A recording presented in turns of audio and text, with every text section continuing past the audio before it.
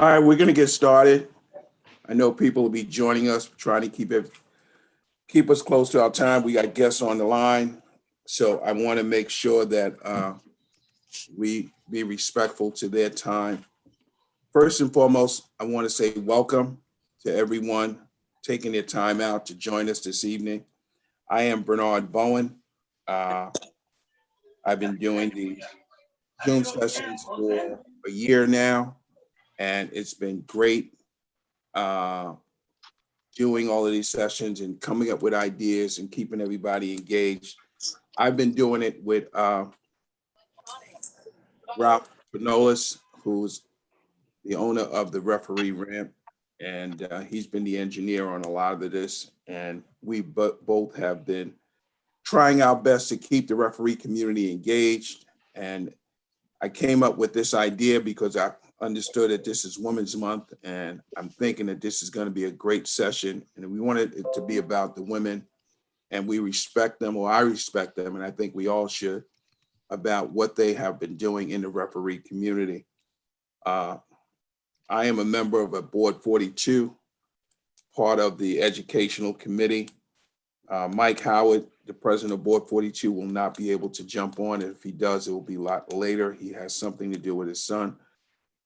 But I would like to say, Ralph, come on and say hello, and then we'll get it kick-started. I'll introduce our guests, and we'll go from there. Good evening, everybody. Can everyone hear me? Yes. All right. I'm really looking forward to tonight. And I wish when Bernard was telling me about this concept for tonight. You have one? Okay. Hold on one second. I was really excited when he came up with this one because a lot of these guests I know personally. I've seen them on the circuit. I aspire to be like them. So I'm very excited for the guests that Bernard enlisted today. And Bernard, I just want to tell you, you cease to amaze me that you just constantly surprise me and inspire me to be a better official and a better person and a better professional. So I thank you, Bernard. Looking forward to tonight. Awesome. Thank you for all that you do as well. Tonight, we have a great session lined up. We had a great evening of learning, and we're learning from our women officials. We want to hear their knowledge, hear about the things that they have actually been experienced and exposed to as officials and how they have grown. One official gave me a call, got called for a game. Ashley Moy Glitch is the NBA official. She was going to try to jump on, but she has to run out from OKC to Golden State. So she's on a flight. So we're sorry that she's not going to be with us this evening. But we have an outstanding panel of officials. And one thing that I really appreciate is that they took time out to spend some time with us. A lot of them have been with us throughout this whole year that we have been doing these Zoom sessions and giving their feedback and knowledge. I was happy to meet a couple of additional officials of the female team. We got LA and Houston in the house, and they just jumped in, and we're very proud of them. And but we have one in our backyard that I like to kick off with. This young lady is probably, if not the best female official in New York. I've known her over 20 years, and she is a super competitor when it comes to officiating, men or women. I'm very proud of her. I enjoy watching her work and how she handles her business. Miss Heather Brown, would you come on and say hello, Heather, and give us a little bit about what you have done and share a little bit of your experience with the audience. And I'm going to go down the list of everyone who's here with us and do the same. But Heather, would you start us out, please? Hi, everybody. Where do you want me to start? Just talk a little bit about how long you've been officiating. Did you play ball? Did you get into it from that aspect of it? And just the trials and tributes that you have gone through and what levels and things that you're doing at this moment. How much time do I have? 15 minutes. She can go for about 3 days because that's how much experience she got. But if you give me 15 minutes, I'll be Okay, so 15 minutes. I've been officiating. Okay. Let's do the math. I started at 16. I just turned 53 a couple days ago. So y'all do the math. I'm from Trinidad. That's why I originally started doing basketball. My coach at the time said we needed to do other things besides just play. So we had to learn all aspects of the game. The books, the clocks, how to wrap an ankle if it's sprained, put air in the basketballs, the whole 9 yards. It was not just about playing basketball, it was with everything. This was my club team. And that's how I started officiating basketball, because it was part of our program that we played. I did my first international tournament. I was 17, maybe 18. At that time, I was the only female in the Caribbean to do basketball. And I played at the time, so I didn't do women's basketball. I always did men's basketball. So it's only until I got to New York, I knew that there was a difference with the rules as it relates to women's and men's basketball. In the Caribbean, there's no such thing. They don't play with a smaller basketball. It's one rule. So we played under one rule and we officiated under one rule. There was no differences. I came to New York, I was 21. I didn't start refereeing again until I think it was 26 or 27. So 5-6 years, I didn't do any basketball. I started with Bball, and obviously, if you know anything about Bball, it was male dominated. And let's put it this way. I wasn't expected to be any good. Well, they got fooled from the first day they met me. Amen. So I was doing basketball. I had to take a test here because I wasn't certified. I didn't have to learn to officiate. What I had to learn to navigate was the BS. When I came out the class, I was told they grade you. Okay, you can do, if anybody knows basketball back then, biddies and super biddies are 9, 10, 15. The midgets, juniors, and everything else is at 1 o'clock. So my slot should have been 1. The assigner says, well, you're going to do 9 to 10. Why am I going to do that? Because you have to learn how to referee. I was like, excuse me, I don't know what you're talking about, but you ain't talking to me. So needless to say, I didn't do any basketball games for them that entire summer. I was not going to be labeled because you think I can't do anything. What no one knew at the time is that I already had 4 years of international experience before I took the IABLE test in 1993, 94. So I knew then it was going to be a battle. Yeah. Nothing new, because I had to battle that at 17 when I started doing basketball. Picture, it's men's basketball. We play basketball outside in the Caribbean. Everybody is at the gym, and I'm the only female that you've ever seen on a basketball court that's not cheering for the men. Do you know the kind of headache I got? So I developed a thick skin, and I was known back then as Tether Tech. You say something crazy, I tech you. Because that was my way of dealing with the chaos. No one wanted to respect that I knew what I was doing. Took a while, but they figured out I wasn't going anywhere. So I went through that from 17 to 21. So when I got here, you telling me I could only do a bitty basketball, go ahead with yourself, I'm good. So that summer I did basketball through Hammer.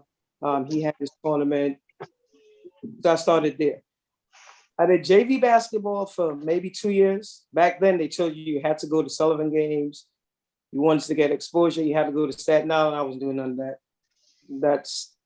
I didn't do anything that I was told that I had to do. So I've been a rebel my entire career.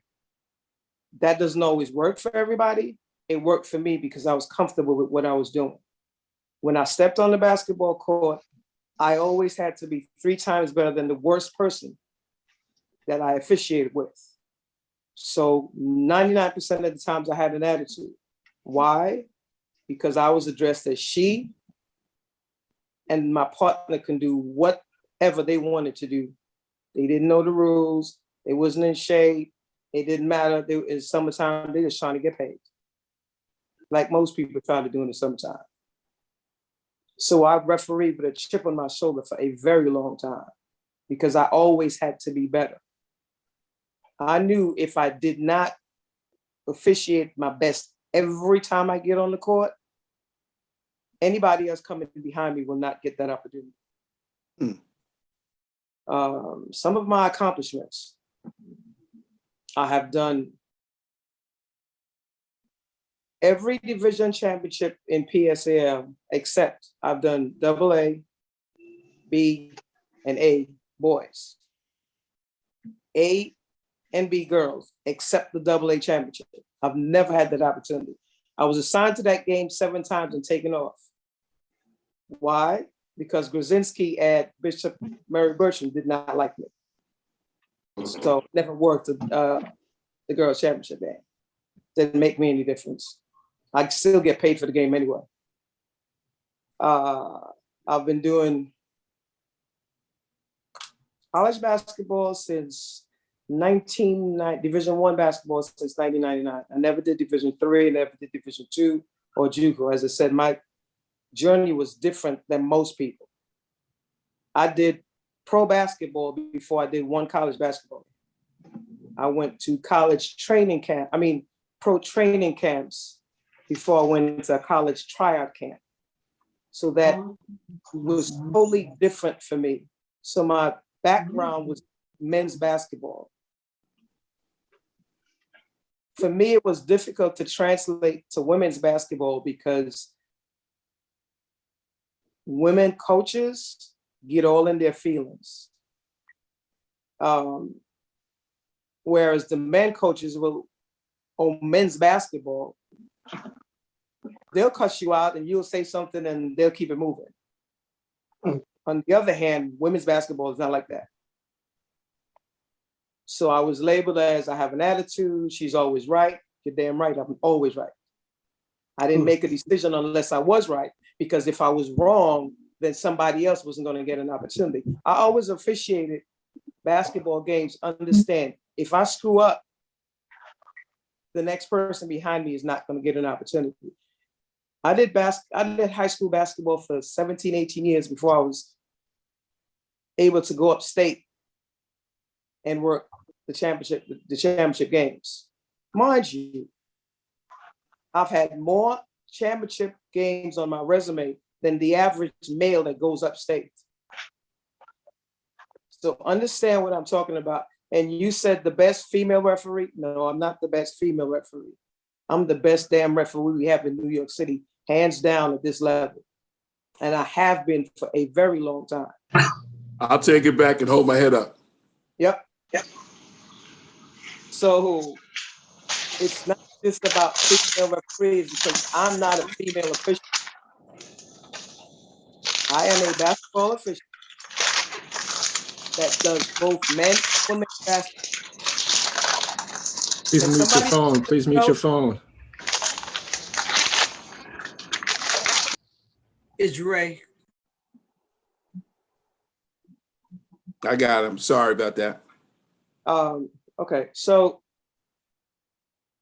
I've officiated every championship that there is at high school level. As I said, I did pro basketball before I did a college game. I've been doing college basketball for a long time. Now your title says NCAA official. Technically, I'm not because I never worked the NCAA tournament. So that's the difference. That I'm a college official, but I never worked an NCAA tournament. I've worked WNIT games, but that's not considered, quote unquote, if you put it in your resume, an NCAA official. So That's one thing I never accomplished. Why? Because I didn't play nice. It was not because of ability. Your ability takes you but so far. The things that get you over the hump is not your ability to officiate basketball. The people who are in charge want you to play nice. You have to look a certain way, not just physical. Your hair has to be a certain way. For years, if anybody knows me, I've had a multitude of hairstyles. And all was to find the right one that would suit them. 5, 6, 8 years ago, I decided they can go kick rocks. When my best friend got cancer and she was about to lose her hair and I shaved my head off. I no longer cared about if I had a ponytail, if my hair was short, if it was long, if it was whatever. At that point, I'd had enough. But then again, at that point, I've already had about 14 years of doing basketball. It's either you're going to give me a basketball game or not. But if you look on TV, you see one type. So we can't get, I can fight as much as I want, and I've been fighting for years. But until the people up top stop discriminating people, because everybody is not going to be a size 6. Everybody's not going to have a ponytail. Everybody's not, I don't understand why you have to walk around and smile all the time. You look like a clown. But those are the people who get opportunities. So the best referees don't always make it to the top. So that's a myth. You would like to think hard work pays off, but it doesn't always pay off. If you don't have someone to give you an opportunity, you're not going to go anywhere. You will continue to work hard, put in the work. I continue to work hard for me, not because of what I was going to get or what I'm not going to get. My integrity and my personal belief in I have to give my best every time I step on the court far outweighs the basketball games you're going to give me. Because at the end of the day, it's always about the kids that play the basketball games. I started officiating because the referees sucked and they didn't care when it came to doing my game because they'd much rather go do the guys' game. So when I do a basketball game, a 10 and under game, an 8 and under game, whatever game it is, anybody that knows me will say one thing, Heather is always consistent. She may be a bitch, but she's going to be consistent.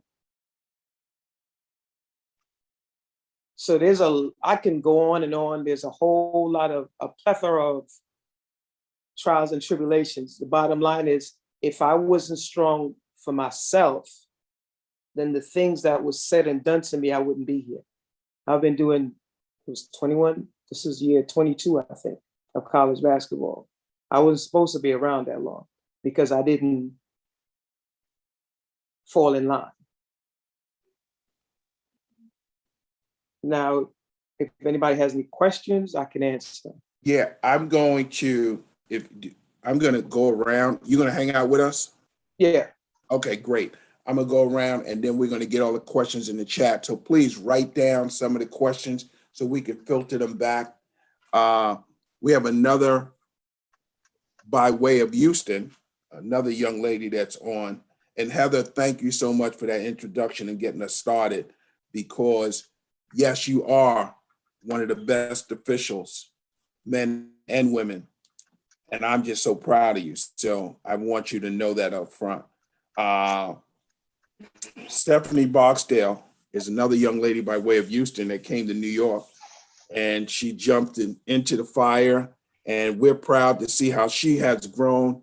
Stephanie, would you come on up and say hello to the group? Tell us a little bit about your journey and the things that you're doing and some of the trials and tributes that you're going through. Absolutely. First and foremost, good evening, everybody. And thank you Mr. Bernard for this opportunity to actually just come together and have an honest conversation in reference to women, not only as referees, but women in sports. I think this is a very timely conversation given the social climate that we're in right now. And the point that I want to make sure that Heather drilled home, whether you love her, hate her, black or white, whatever, one thing she says is that she's consistent. And I can remember the very first time that I met Heather, I thought she was going to beat me up. No lie. Like, she knows this story.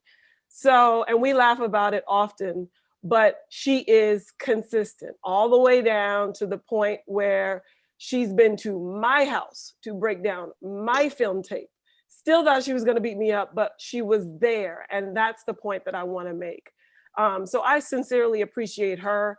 I appreciate the other young ladies, or other women rather, that are on this panel. Sylvia, Angie, I'm trying to think of others in the New York area, Tracy, Carmen.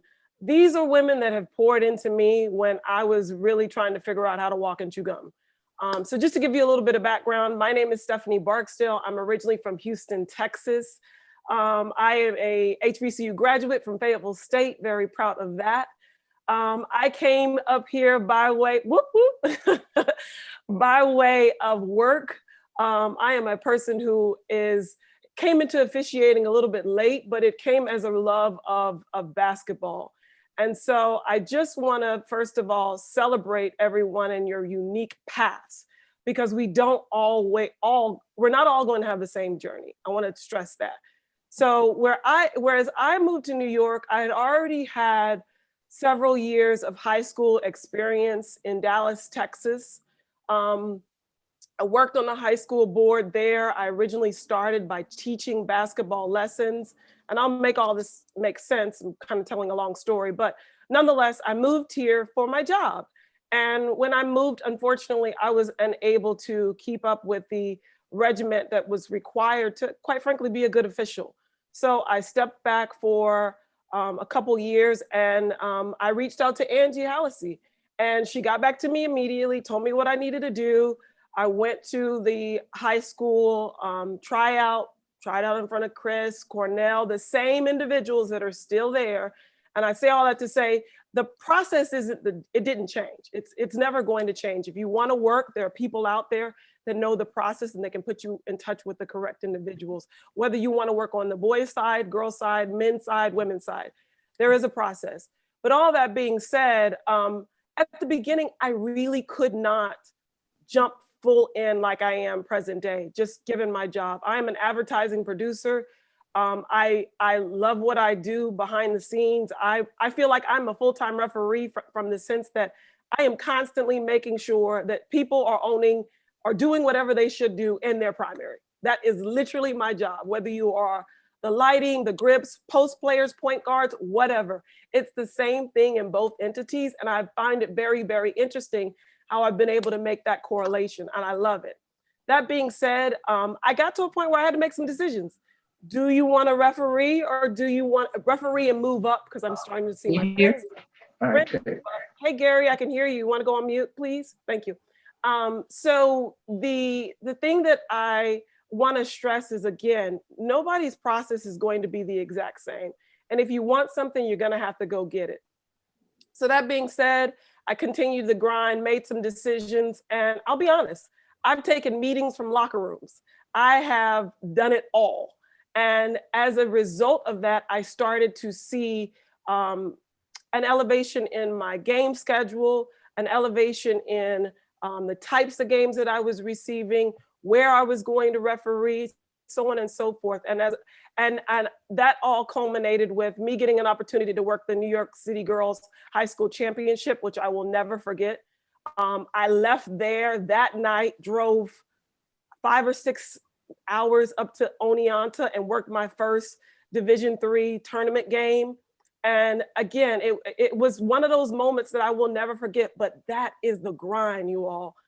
No one talks about the travel that's going on behind the scenes, or the sacrifices that are being made. So I want to make sure everybody's clear that you know what you're getting into. This takes a lot of work. We see the folks on on TV right now working in March Madness, but I can only tell you that there is so much that's gone into getting them there. So just know that hard work, it's not going to come easy, but you got to put in the work. In regards to being a female in this business, I'll be honest, I've never thought of myself as a female basketball referee. I'm just Stephanie Barksdale. I have one mission, and that is to ensure that both teams have a fair and equal opportunity, have a personal best, each individual. I don't care who you are, man, woman, boy, girl, black, white, it makes no difference to me. But as humans, we automatically compartmentalize people and say, you're this, you should do this, you should go here, don't do this. And so as a result of that, you have a situation where we're now seeing us start to have conversations as to why women haven't been given certain opportunities. I'm sure everybody's aware of the disparaging differences between the men's and women's tournaments. None of this has just happened overnight. It's all been going on, but the fact that we are starting to have a conversation is really important to acknowledge. I want to make sure I am clear that I didn't get here on my own. And there are some, what I would call male ambassadors that have helped me. I see Mr. Bernard, I see Kevin, I see all of these men that have done and poured into me, not as a result of being a female official, just good people. Like there was never a situation where I felt like, or I haven't felt like I did any of this because I wanted to be a female referee. I just want to be a referee. And we have to ask ourselves, are we a part of the problem or part of the solution? Meaning, are you creating opportunities for others? We're not going to all get in at the same time. So that's number one, accept that. Number two, let me tell you about championing and versus being an advocate. An advocate is someone that's willing to speak up on someone else's behalf. A champion is willing to say, hey, I'm gonna sit this one out so that he or she can get an opportunity. We need more champions in this business. And I'm grateful for all of the champions that have come before me. Heather being one of them, the fact that she spoke before me is just, it's funny because as hard as she may seem from an outer core or exterior, I know her to be somebody totally different. Now, don't get me wrong, again, I thought she was gonna beat me up, but this is an individual who constantly gives behind the scenes, and you don't see the giving because it's not always broadcast on social media. It's not on IG, it's not on Twitter, but there is a heart behind all that, and she's extremely tough. True story, a week ago, I worked a semifinal game. I was really proud of myself. I came off the court and I had a nice little drive back to the house. And who did I call? Because I got to call somebody. I called Heather. Heather asked me a series of questions and I'm feeling great about myself. I'm like, yes, the game was what it was. Not that I did anything spectacular, but the game was what it was. And she laid into me. I'm like, okay. My point is, she celebrated that victory with me prior to the game. And she was very much always been a cheerleader for me. But at the end of the day, after the game, when the lights go down, it's time to get back to work. Let's go break it down. Let's go see where we can improve. And if you don't have friends like that in your circle, you're in this for the wrong reasons.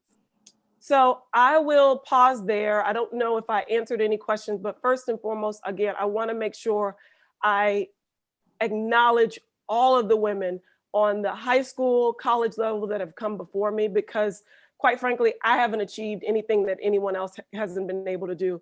It's all been about opportunities. And the more opportunities that we create, the greater we will encourage the next generation, because from there it goes to representation. So I'm one of those who I love, and maybe this is just me, I love when this happened 2 weeks ago, a player from one of my universities ran up to me and said, Miss Ref, do you have my game? I don't have your game. But the fact that you wanted me on your game, it said a lot. As many of you who are from this area, and I think I've said this before, I was out at Summer League year before last.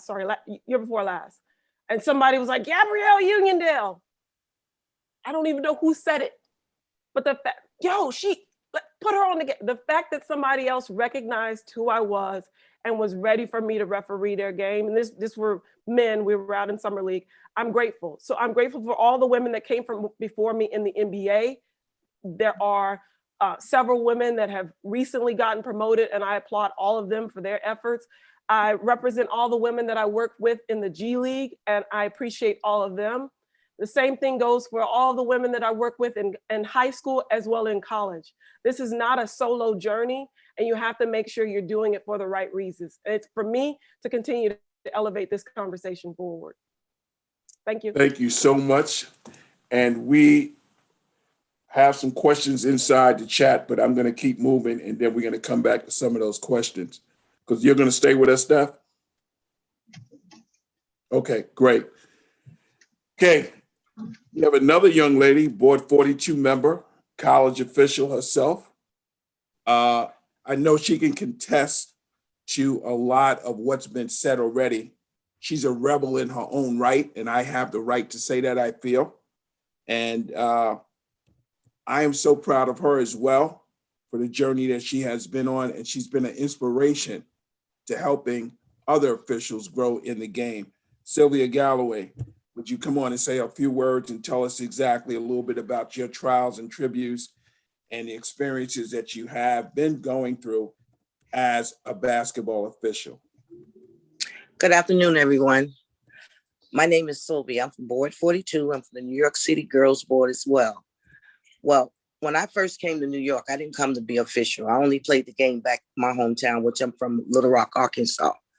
So I went to a board picnic at FDR State Park, and I didn't know it was a picnic with a lot of basketball officials. So at that time, I ran into a guy that taught the class by the name of Charlie Lohr, and I said that I'm going to come to the referee class. He said, yeah, everybody says that. Everybody says that. So when the session started, I went to Milbanks, I went to the class, and he introduced me and said she kept her word. So we was given a test to see how much knowledge we knew in basketball, which I thought I knew everything as a player. But when I took the test, I flunked. I didn't know anything when it became officiating.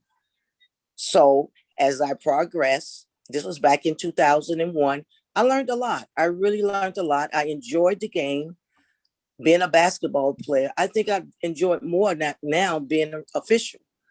So as I was going on with my adventure of being an official, I met a lot of people, a whole lot of great people. So approximately about the third year, I start taking Pro-Am.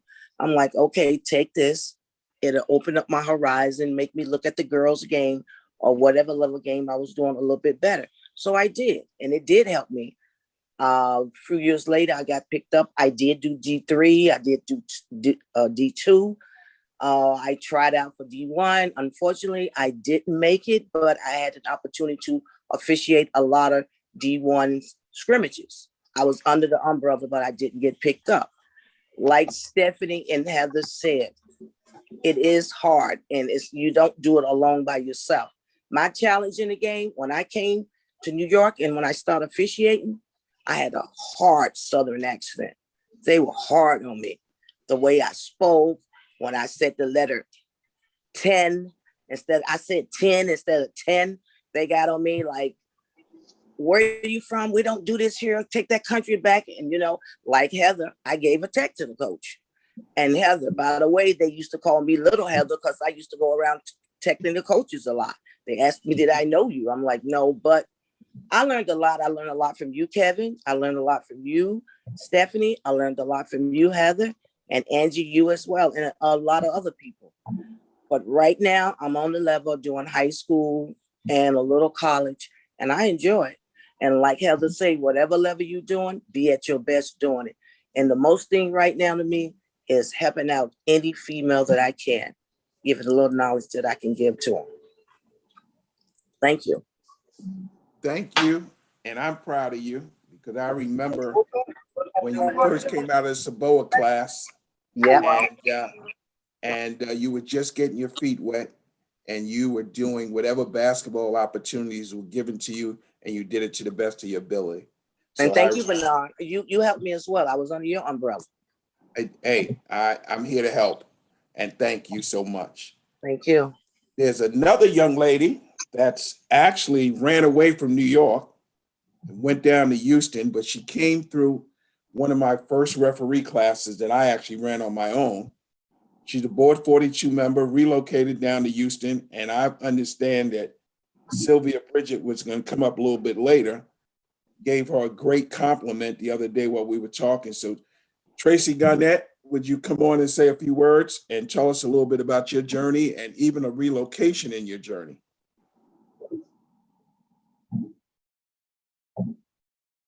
Tracy? We probably lost her. We're going to keep moving. So once again, we'll come back to Tracy, but I am happy also to have got the opportunity through networking with other friends and meeting other folks that we found out after speaking that we knew one another. Yvette Perry was down with a buddy of mine down in Atlanta doing Pro-Am herself. And her and I just got on the phone, and she reminded me a lot of Heather because I knew Heather. And I'm proud of her. And as I said, learned a lot about her doing the things that she's doing. I want her to share a little bit about her journey and also what she's doing in her area. She's down in South LA. So Yvette, come on and say hello to us and talk to us a little bit. Hello, everyone. Thank you again for inviting me. This is awesome. This is an honor to see all these women doing their thing, and our stories are all the same. It's been very, very similar. Our journeys are very similar. Like Stephanie, I'm a HBCU grad, Johnson C. Smith, down in North Carolina, and I played. I'm from Los Angeles, but I got recruited to play down at Johnson C. Smith.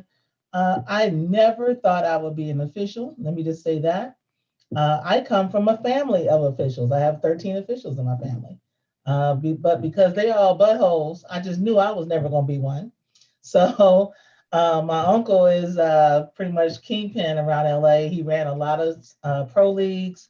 The run and shoot league back in the day where all the old Lakers played in and the Clippers, and I kept score. I was the scorekeeper. I was the one that kept the tables organized, the games on time, everything. And one of his leagues, a referee didn't show up. He threw a shirt and a whistle at me and said, "Here, I need you to step in." I said, these guys fuss you out every night. There's no way I'm going to get cussed out like that. He said, "Trust me, they won't cuss you out because they know you're going to cuss them back out." I said, "Oh, okay. But they know that already, then I'll do it." And that was 1998. And so I'm starting my 20th season this year for legitimately. I took some years off, but from that point forward, I enjoyed it so much. He started calling me to work his other Pro-Am leagues. So I did 4 years of Pro-Am before I even stepped into a high school class. And just so happened, I felt bad about missing a call or missing a rule, and I didn't sleep well about it. And one of the guys who worked for my uncle said, "Why don't you come join the high school unit and get in the books, since you sound like you want to learn the rules." And I got into the books, and I felt cheated. I felt like I needed that 4 years before I did Pro-Am, but because I did have a high IQ of basketball, I managed to get by. Because I have one of my best assets is communication. I can talk to anybody, anywhere, any kind of way. And I can go to the best with them, with difficult coaches or difficult players. I can go forehead to forehead with you and be okay. And that's what my uncle kept saying, that you will be just fine because you're not a pushover. I didn't start giving texts out probably until 10, 15 years later in my career. But I started my first 2 years in the class. I did middle school and JV ball. Like Heather, they didn't know I'd already been working Pro-Am. So they just made me go through the ranks instead of watching me work and saying, "Oh, you actually know how to ref already." I didn't even push back either. I said I wanted to start from scratch, earn my keep. A lot of people, it's like, because your uncle is, we know you're going to be given a lot of things. I didn't like that. I didn't like the reputation. I wanted to earn my keep. So I would go places further outside of LA who may not have known my uncle, just so I can create my own identity and show my own talent, or get some fresh set of eyes to tell me what I'm doing wrong. Because everybody knew I was, Charles Perry's niece, I didn't get the feedback I thought I would normally get. True story. When I came, well, I'll get to that in a second. But so when I went to 2 years of JV basketball, my job sent me to Atlanta, Georgia. And my uncle said, when you get down there, keep going. Make sure, because we need women in this application. I said, okay, So I took a 3-person camp right before I left for Atlanta, not knowing that Atlanta was all 3-person officiating in high school. I just wanted to learn something else about officiating. Well, I'm glad I did. I took that camp in April. In June, I got shipped to Atlanta and went to another camp, and it was all 3-person. And thank God I knew a little bit of something. I went right into varsity basketball. And I did 3 years in Atlanta, varsity basketball, high playoffs. And then I got hired Division II for Peach Belt and JUCO. And mind you, my story is a little different because I'm a big girl. I was a guard in college, 5'10", 215. And I've always been cock diesel. I'm a weight room person. I like to work out. But I've always been cock diesel. So I didn't know there was a thing about a look. I had no idea until someone in Atlanta said that. They were like, they're going to make you lose some weight. I said, I've never been a little girl. So what are we talking about? And they were like, well, there's a look that go with the women. And I'm like, well, okay, I'll work on that, And then I went down to the Panhandle in Tallahassee, Florida to try out for them. And the assigner says, oh, you can work. He said, but I need you to drop 10 pounds. I said, just 10? He said, well, 10 pounds a season and I'll increase your schedule. I said, really? We gotta negotiate like this, And I did it. I mean, and mind you, Florida's 4-hour drive from Atlanta. But they said that was the best women's JUCO ball going on.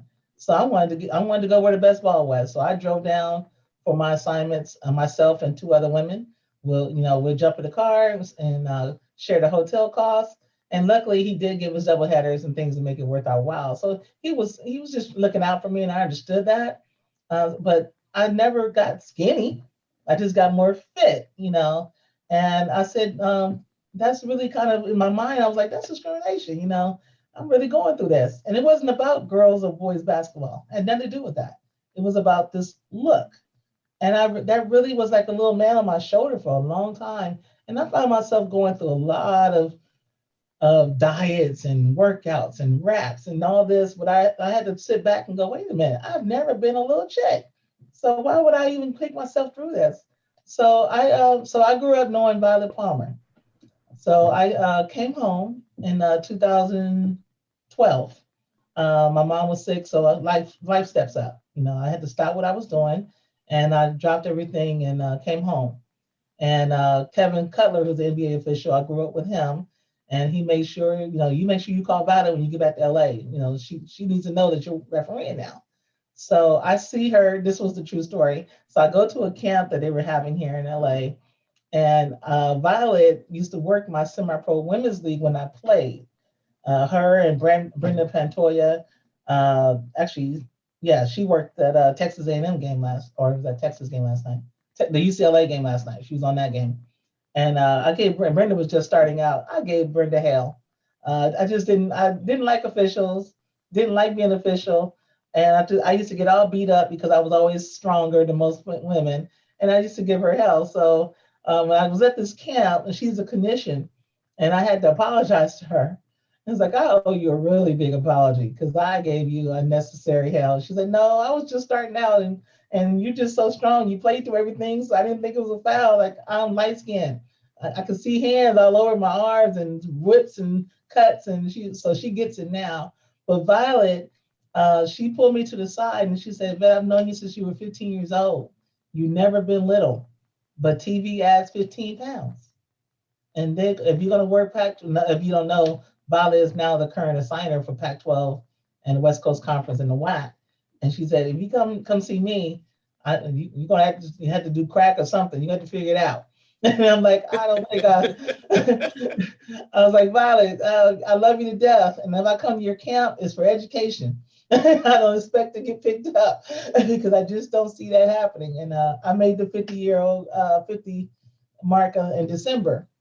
I'm like, if I haven't lost this weight by now, I don't know. But I am trying right now. Actually, I thought that was a little challenge. So I said I will try by this summer. During the pandemic, I've been working on my weight and trying to get this crackhead state that everybody has. And because for me, I was a 5'10", small forward. And I asked Violet, I said, what would you do if one of those LA Sparks retires? One of their big girls, there's 6'5", 270-pound big girl says she want to ref. What would you tell her? And she said, that is a good question. I said, this girl, I know a girl on their team who's played 20 years in pro basketball, who's probably in the best shape than a lot of people are, but she don't have the look. And if she was to break that plane and come on in, it would be to say, we have job opportunities here for you after you retire from playing ball. But it took us 25 years to get there. Why didn't that happen, like what Heather said, when we first started? Why did we have to worry about hair? I love that Stephanie and Heather got the braids and the twists. I wear braids too. I won't come out of them. I've been in braids 20 years. But I've never been told anything about my hair. It's always been about my size. But I still work pro-am. I'm on the ABA rotation. I'm the only female on the West Coast on our rotation here, which I just recruited 2 other women. So I'm not trying to be the only female here because I want the women to work that league. I still work junior college. I work a lot of high school, but I got injured about 5 years ago a sciatica injury. So I'm still nursing it. So I took my talents into instruction. So I do a lot of things with instruction now. I do a Zoom call. Actually, I have one tonight. I do one once a month with NBA officials that come in and break down film and talk to my unit. So I'm responsible for training and certifying 111 officials every year. Was 111 this year because of the pandemic, but it's normally 160. I do 3-person training because we don't do 3-person here unless it's a big matchup or a big or coaches requested.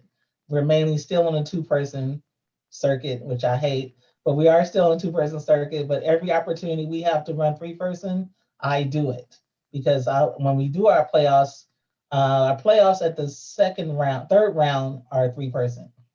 Our unit used to get penalized because we didn't have enough 3-person proficient people. And I thought that was just wrong. So here we have these officials that go to camp every year, work hard, and they can't get a playoff game because they didn't know 3-person. So that to me is personal. So because I know it from being back east 8 years and come home, I hold 3-person clinics, free clinics, where I provide lunch. I don't charge my referees anything to come to the camp. I'm the one who take care of them. If I have a rec game that I think is challenging, I'll call a third official, tell them to come jump in and let them rotate and let them play, I sit down, I've had women in my living room at 10 o'clock at night, the night before their playoff games, breaking down their film or going over pre-games with them to get them ready for their game. So I'm the big women's advocate here. I believe that we just don't have the clique that we need to have. We do have the gender separation here, whether you're a boys official or girls official. I think that's completely wrong. I'm probably one of 6 women in the state of California that works boys varsity basketball. I think that's crazy. I have some really talented women on my rotation. And now that I'm in leadership in my high school group, my assigner and I are on the same page. And he's going to use the women in boys games. And I'm just happy for them. I have one girl that's in the G League rotation. So I'm just happy for her. I'm a cheerleader. I know I've done my 20 years. I'm happy. I'm fun. I want to see people do well. And I'm also an administrator of the Basketball Officials Forum on Facebook. So we teach 24/7 on there, post plays, talk plays. We have 8 NBA officials on that forum now that come and contribute. We have assigners that are on there that come contribute. We have John Livingston, who comes in, who's the NCAA Women's Rules Editor that comes and teach. So my big advocacy is about teaching and giving back. So anything I had to say about the women on the end, like Heather said, stick with it if you love to do it. It's about these kids. It's about these kids. I tell parents all the time, you can fuss all you want, but your child is mine for an hour, and then they can go home with you. And then I like what Stephanie said. I love when I walk in the room in the gym. They go, "You got our game?" No, I don't. And you need to work on your ball handling. You know, I do that to the kids all the time. And I'm a true community official now. I think I have more fun now than I did when I started.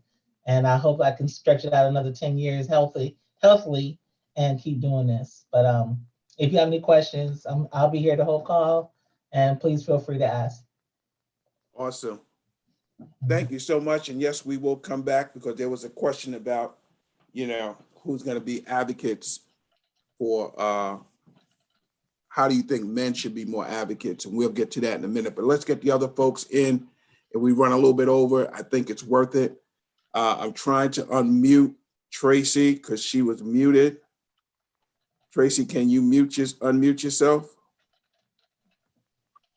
There you go. Hi, Mr. Bourne. Hello, welcome. You heard that Finally, we introduction. figured You it ran out. away. You ran away from Heather, and you know she was going to get you, and that's why you went to Houston.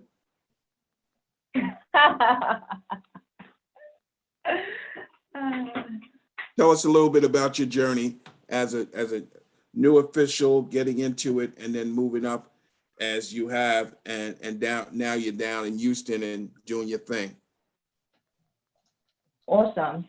Hi, everyone. My name is Tracy Garnett. I'm originally from Belize. This year marks my 4th year as a high school official. My officiating career started in New York and back in 2017, and it actually started out with Mr. Boyne's refereeing class. I attended his refereeing class back in 2017, where I was able to pass the exam and became a member of Board 42. During this time, I officiated in boys and girls varsity games in the public school athletic league, and also had the opportunity to officiate in the Girls B Showcase, the Unsigned Senior Showcase, and AA Boys Basketball Showcase, respectively. During off season, I officiated in the Rose Tournament, Hoops in the Sun, which is a hits tournament that Mr. Boyne also oversees, and the Holcomb Rocker Summer Classic. In 2018, I relocated to Houston, Texas for work and joined the Houston. So just like Stephanie, I relocated here for work and I joined the HCBO chapter. Since I've been here, I've officiated in the high school boys and girls varsity games, including the McDonald's Invitational Tournament and the Thanksgiving Classic tournaments. In May 2018, I wanted to improve on my officiating skills, so I attended the following instructional camps. I did the in-position camp for Bball. I did the Gameskeeper Player to Ref camp and the Mecca Network of Officiating camp, where I learned a ton of information and got some valuable feedback from all the clinicians there. In 2019, I actually attended my first hiring camp, which is the GSOA, Great Southwest Officials Association, where I was again provided with invaluable feedback and invited back to the second round in Duncanville, Texas. My journey has been short, only 4 years in, but what I will say is that, first of all, I want to thank women like Stephanie Barksdale and Heather and Demoya and Sylvia, Biggett, and Sylvia Ganaway, and men like Mr. Bowen and Mr. Sparrow, who have definitely paved the way for younger officials like myself. I am continuously learning from these women and men, whether it meant sending them videos, just to go over plays, really learning how to break down videos, really understanding a rule in the rules book. These people have been very instrumental in my process. I'm a work in progress and slowly getting there, but I have to thank you guys. I know that it hasn't always been easy. And as I listen to your stories, I'm in awe. It's just one of those situations where you're like, wow, I can't believe this is what all you guys had to go through and continuously going through, just to, pave the way for people and officials like myself. So I want to thank you all for your continued support. And Mr. Boyne, of course, I want to thank you for, giving me the opportunity to be in this call tonight and sharing my journey. I mean, it's very much appreciated. Well, I appreciate you. And as again, you are a good official, and not just a woman's official, but a good official. And I've seen you grow in the officiating community. So I'm very proud of you as well. There is someone I want to introduce before, and I hope I'm not catching her off guard. But she's a big advocate for women's basketball, and she is a great official. Is Kim Blair? Can you say a few words, Kim? She is not on the. Kim, can you come on and say a few words? Wow, this is quite a surprise. Good evening to everyone. I just want to say that I've been officiating. I'm certified to officiate girls, women, boys, men. Heather B and I started together with Sabora Manhattan Snap. And we're just trying to do our thing. I have much respect for you, Heather, Sylvia, Stephanie. Sister Yvette, I'm just getting ready to send you a text. I looked up your basketball officials forum. I'm getting ready to send you a message in Messenger. And I just want to say, it's not easy. I definitely agree with everything that's been said. And the most important thing is we have to keep it moving and keep giving back to the community. Sister Yvette said it's for the children. It's for the children, and that's something that we always have to be mindful of. And it's about each one teach one, and making sure that we give back. We learn and we grow and we help each other. As female officials, as women officials, we have to support each other no matter what. No matter what, we must support each other because, we're separated by 6 people. Every 6th person knows somebody you know. And when we sit down, whether we're working the floor or not, we have to support. If you're reffing somewhere, I want to see you officiate. I want to support you in the stands. Not talk about you. I want to support you because, especially with women's sports and the comments that have been made in the NCAA arena, we have to support each other. I'm watching those games. The greatest game I saw last night, one of them, was that Texas A&M game. And I was watching that officiating. I was like, because when I watch games, I watch the officiating because I want to learn. I want to continue to grow my craft. However, that was a great, talented, well officiated game. There were some areas that I'm sure could have been improved. And those who critique tape and look at tape, they get paid to think. And I want to give a shout out to Kevin Sparrick. We go way back. And I love watching you on the floor, Kevin. You all know, always say hi to you wherever you are at the WNBA game. Not to distract you, but I always want to reach out. And Angie, you've been a pioneer as well. Thank you for your contribution and your sharing. And I don't want to leave anyone out. However, I thank everyone for their contribution and your support of me. When I'm out there, whether you say it or not, I thank you for your support. Brother Bernard, thank you so much for even recognizing me. And thank you for having this forum because it's important.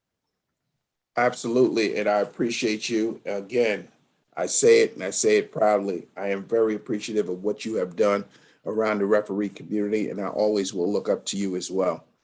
I just want to add, if I may, Yes. I didn't give my whole resume. I just want to get quickly. I started playing basketball when I was in kindergarten, and it wasn't that popular back in the day. I turned double nickels this year, and I had my official start playing organized basketball in the 6th grade. And one of the other pioneers that helped me with my push to get a college degree because I was a student athlete was Nudie. Most of you might know Nudie, Rita Asanason.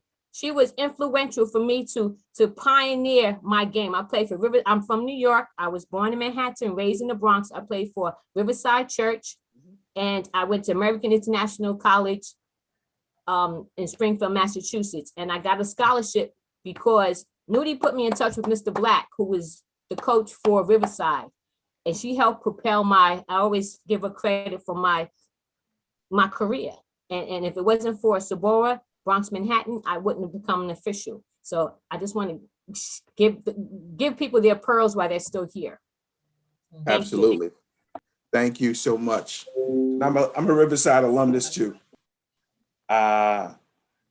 We have another person that before we go out and start opening the chat and asking some of the questions, we have another young lady that we met, jumped onto our Zoom sessions, and she's done an awesome job with just her communication skills. And her and I have been on the phone, texting, emailing, and I wanted her to say a few words because she's a leader, again, as a young lady, a leader in the referee community, and she's down in Houston. And I would like for her to come on and say a few words, tell us a little bit about how long you've been in it and the group that you're doing. I know she has a foundation that she talks about with officials. So Sylvia, Bridget, come on and say hello and tell us a little bit, and then we'll open it up for some questions and we'll go from there. Go ahead. You're muted. There we go. You're trying to find the right buttons here. Table full of buttons. How you doing this evening? I'm so Good. excited to be here. Fired up. Been doing conference calls steadily for the last 2 years since COVID hit. So this is new home, the new training area for everybody. Sylvia Biggett. Okay, Biggett's my last name. Don't say Bridget. Don't say Biggett because everybody be looking. What? So Sylvia Biggett. Okay. Born and raised in New York City. I was born in Boogie Down Bronx. I didn't know nothing better until I got into the military, and I spent 22 years in the military. Basketball is my heart, it's my dream. I was blessed to have all sides of the ball. I played, I coached, I referee now, and now I teach refereeing. So I've been on all sides of the ball. I went to Queensborough Community College. So I got my partial scholarship. Back in the days to give partial scholarships to community colleges. I heard they don't do that anymore. And then I joined the military. The one thing good about when I was in the military is that I love basketball, so I still played. And the military has post teams. So every post I went to, I played. I was in Oklahoma first. Then I was in Germany for 3 years. I played at Darmstadt and Würzburg. Then I came back to the States, got to Korea. I played ball in Korea, so I was all over, playing internationally, playing all over the place. When I got stuck in North Carolina, my last stop in the military, I was recruited in Germany. Because I played basketball all the time, I was on the court all the time. I was a gym rat. Stayed 8 o'clock in the morning, 12 o'clock every Saturday morning, running ball, and I ran with the guys. Like I said, I'm down the court, I run. Okay, and not many females could run with the guys at that time. Okay, so one day a guy came to me and said, "Hey, you want to referee?" I was like, "What? Yeah, we need some help. You mind coming and helping us?" So I said, "Yeah, my spirit, for those who know me, my spirit is to help. Okay, so I'll help you out." So he threw me a shirt. I already had on black shorts, and I called myself refereeing. He gave me a quick class. When you see a foul, do this. And when you see a travel, just put your hand, do this. So I'm a quick study. So okay, I can do it. And so I did basketball for maybe 2 nights to help him out. And then he said, "Can you make a meeting on Tuesday night?" I said, "Okay, sure." So I came Tuesday night. Being in the military in Germany, there's nothing to do. You go to in the military, you play ball, you go back to the barracks. There's nothing really to do. So I went to the meeting, and when I showed up, he gave me a check. I said, "What's this?" It's a check. "For what?" "For refereeing." "You get the pay to do this?" "Oh, that's a win." Okay. So once I learned you make money refereeing, I was sold. I was doing it as a favor. I didn't even know it was an actual profession. People make money doing it, So then I got back and forth military, we PCS and move around a lot. But my main thing was playing. I refereed rec ball. They needed me, but mostly I wanted to play. When I got to North Carolina, I always say God puts angels in your life. Okay, so I had a guy that said, "Hey, you know what? You're pretty good. You need to take this serious." And I was like, "What? I'm just doing it to make some paper." And then I went to a high school program and found out, because I was in North Carolina, I first started refereeing, they paid $15 a game, right? But when you refereed in high school, they paid $25 a game. What? Okay, see, me at that time, I was coming up, I'm real. Money is my motivation. Okay, so I found out you make twice as much, 3 times as much calling high school. Okay, I'm calling high school. But of course, unlike rec ball, when you go to high school, it's more structured. Okay, so you have to know more rules, more mechanics, things of that nature. And in North Carolina, we had closed book tests, 1 hour in a locker room to get changed. So I had to start taking it serious. Okay. When I say God puts angels in your life for guidance, when I was there, I'd say a white male took a shining to me. And he's the one that started protecting me and guiding me, giving me a rule book and getting me where I can start taking it a little more seriously. He started introducing me to AAU basketball. Cause I know nothing about this. Remember, we know nothing, especially a female, Okay.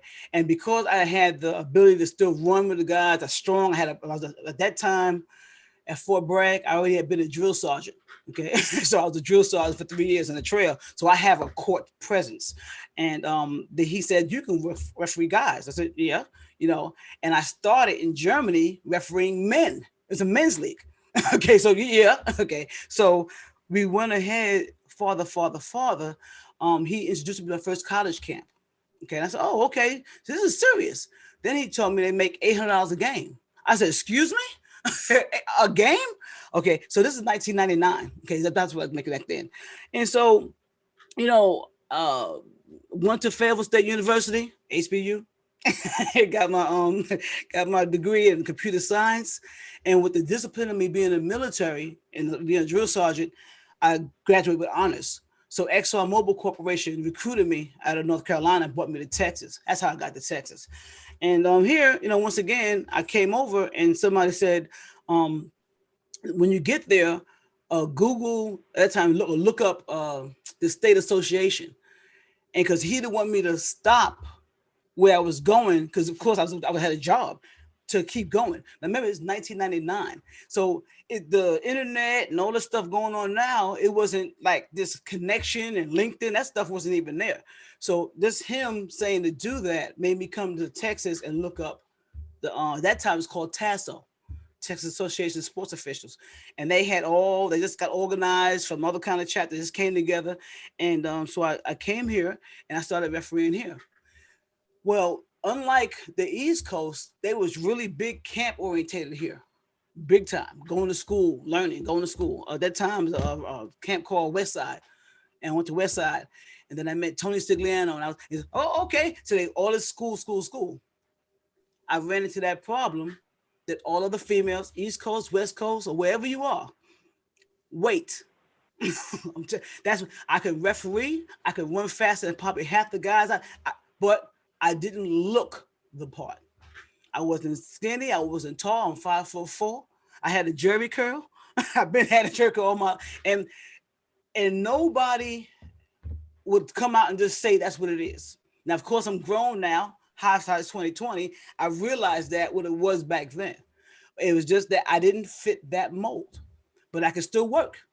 I can work with the best of them. I can run down the court, get to my spots, and I did not look like the referee with the ponytail. And my last story is, God put another person in my life, and he's my mentor, and he helped guide me to help me see, and he told me things that other male referees wouldn't tell me.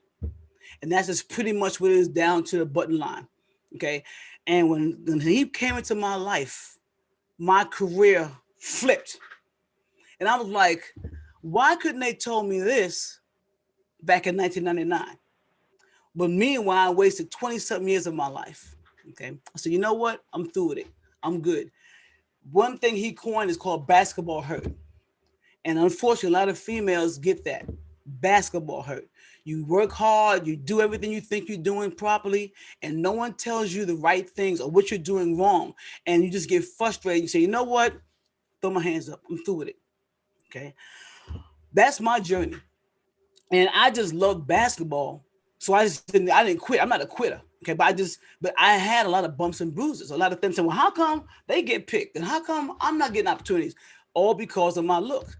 So like 4 years ago, my mentor came out, got me right, got my head right, and I started changing things. Now, you remember, only you could control your attitude, your behavior, me. So I started changing me. I wasn't no longer looking for the goals. I was working on my growth. What did I need to do to change? And if I told people that know me locally, like, what happened to? I just changed me. I no longer fought for the prizes and the goals and the playoffs. It didn't matter. I just worked on me. When I started growing internally, myself, I got right. I got my hair long because I had a curl. So I started wearing a ponytail on the court. I lost 15, 20 pounds. Okay. I did everything that was the look. I got picked up. I'm like, what? Okay. But yes, we can fight the system. Okay, now I am now to a point where I'm blessed. I'm happy, whatever God has for me. I'm not no longer working on goals, I'm working on growth. And once my vision changed, my opportunities opened up. And I had to work on me. Okay. So as we develop and grow, I'm religious. There's people, Stephen Ellinger. Okay, I'm gonna say him most and for. He is a giver, a master giver. And so he started looking at me and said, well, you know what? I'm gonna throw this bone. I ate it. Okay, I'm gonna throw this bone. And the more he wouldn't just come out. Steven said he's a weird. I don't know if he's on the call right now. He's a weird kind of guy. He wouldn't just come out. Nah, he's on vacation for 2 Is weeks. he good? Good. I gotta talk about him bad then. Okay. But he's the kind of guy that's a show me guy. And a lot of people, you'd be amazed as you work hard and you grind, they're show me people, which means you say you want this, but show me. You say you want to do this, but show me. And so he gave me a clipboard. Because of my mentor, he went ahead and got me my motivation because he told me I was disobedient. That hurt my spirit because God always put into me about being a helper and a trainer and a giver. So once he told me that in 2005, that smacked me. I got my mind right. That's when I formed SMB Enterprise.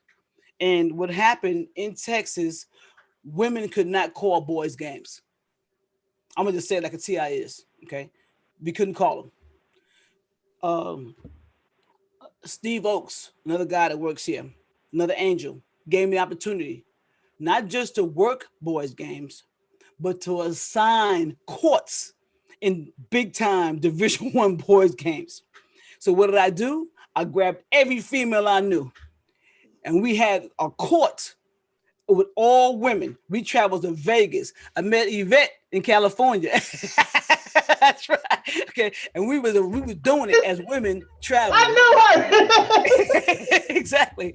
And I was like, hey, this is a girl from the internet. Exactly. That's what's up. And that gave us an opportunity as women. We could not do it in our own home city of Houston. We had to travel to Dallas, San Antonio, California, so we made Las Vegas, and that's when we got the opportunity to start working boys games. But not this baby, you said bitty ball. I'm talking about boys, 16U, hanging on the rim. I mean, we working them. Girls, all women kept coming to us at the games. We never seen females working basketball from Idaho, Indiana. You know, this white women, black women, all this coming because we was doing things that no one's seen. Or all girl crew working boys basketball. Okay. And so I came back and talked to my people. I said, you know, how come we can work AAU ball and we can't work right here in our own house? High school basketball. Okay. So they took heart to it, and lately they've been giving us more opportunities. We have not, I mean, once we had one female in the first round of boys playoffs. They're still working on it. Okay. But well, yeah. Go ahead. That's the biggest thing we're working on now. I'm training and developing referees, not just females. I'm my star mentee is a male, and he is doing it. Okay, and once I say he is paving the road for all my mentees behind him, and I mean he is streaking it. And we have a program to develop young referees. And I keep trying to grab the female, but unfortunately they have a hard time sticking and staying. But what we're trying to do is change the culture of basketball. And well, we have, I don't mean to cut you off. We have no problem. We do have another person I'd like to introduce doing exactly what you're talking about.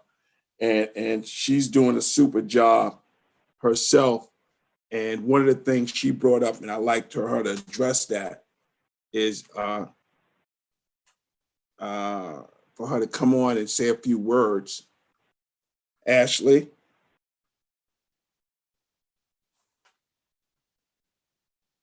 Is she on?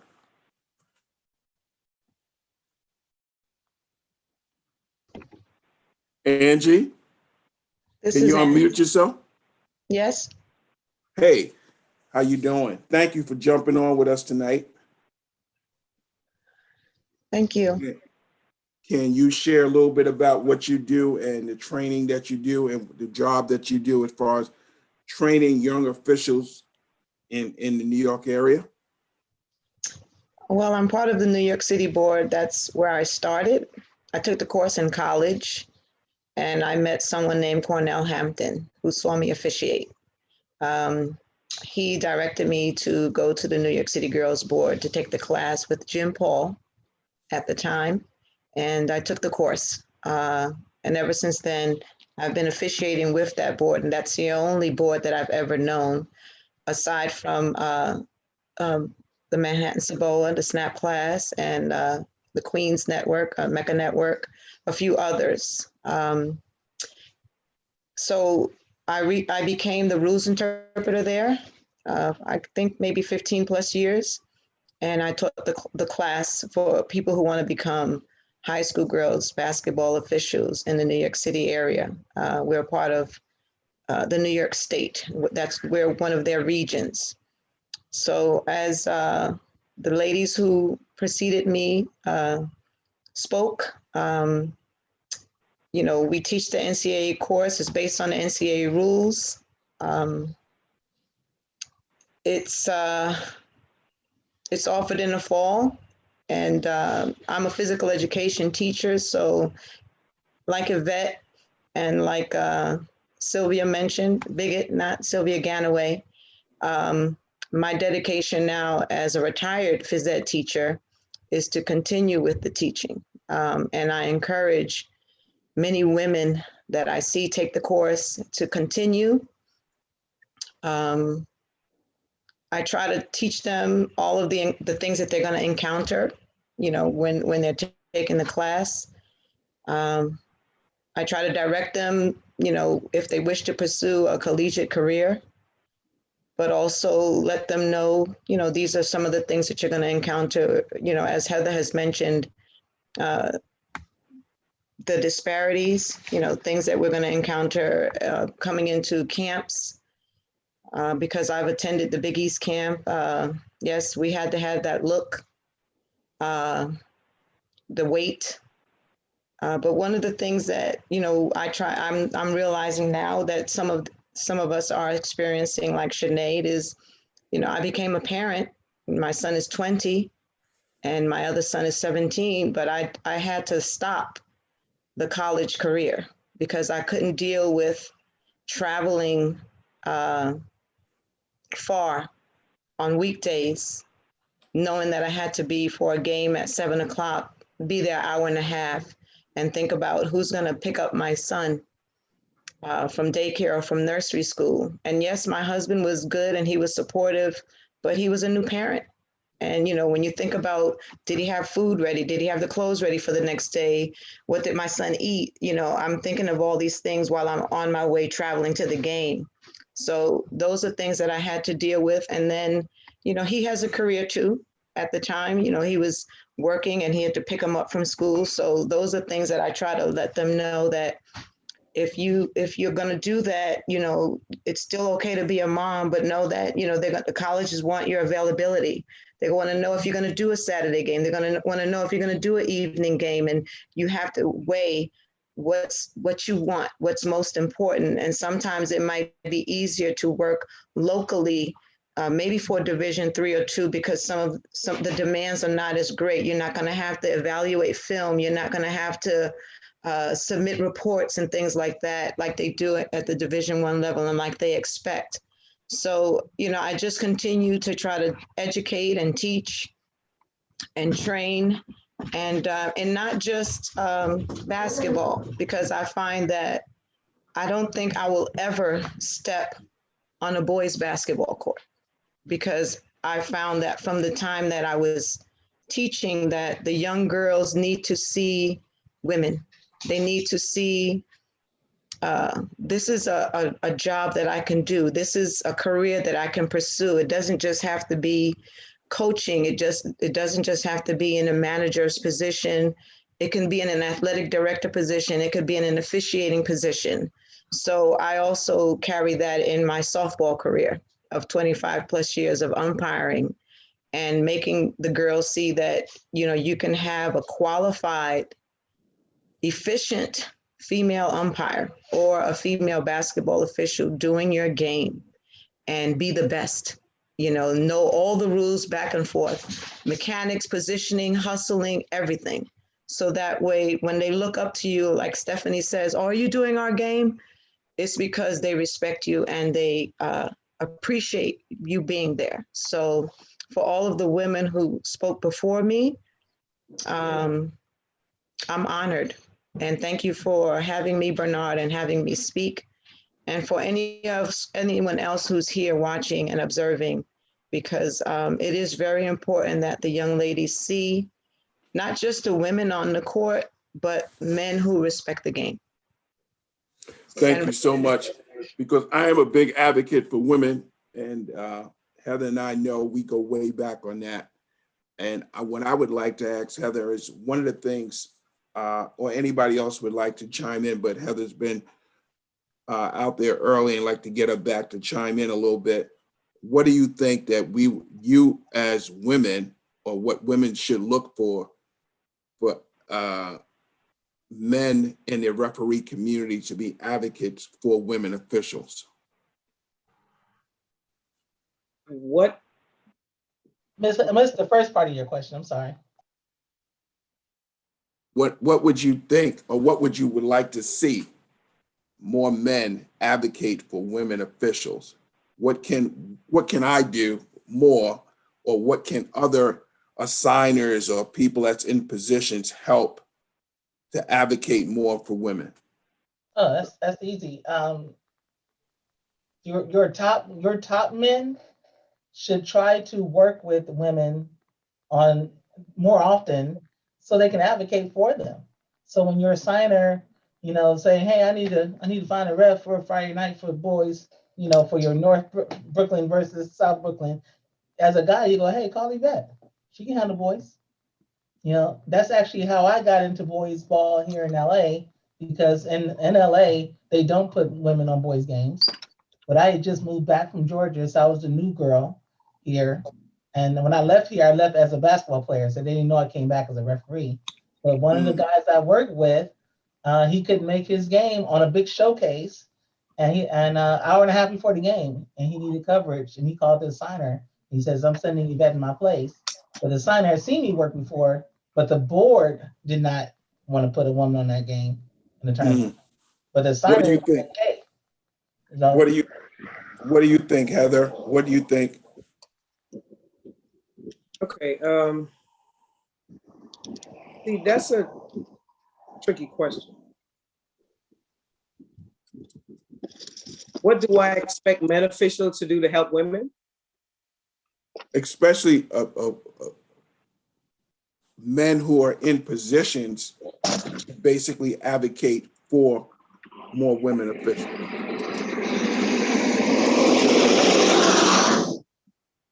See,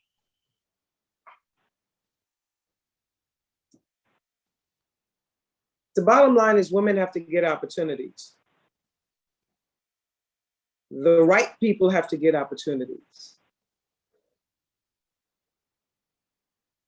Just giving people opportunities to give them opportunities and they're not prepared or ready for it sets women back. So it's one thing to say, I'm going to give you an opportunity. Slow down.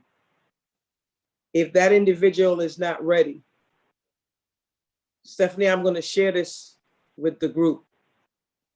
Stephanie, when she went to college basketball, she wasn't the only one. It was a group of them.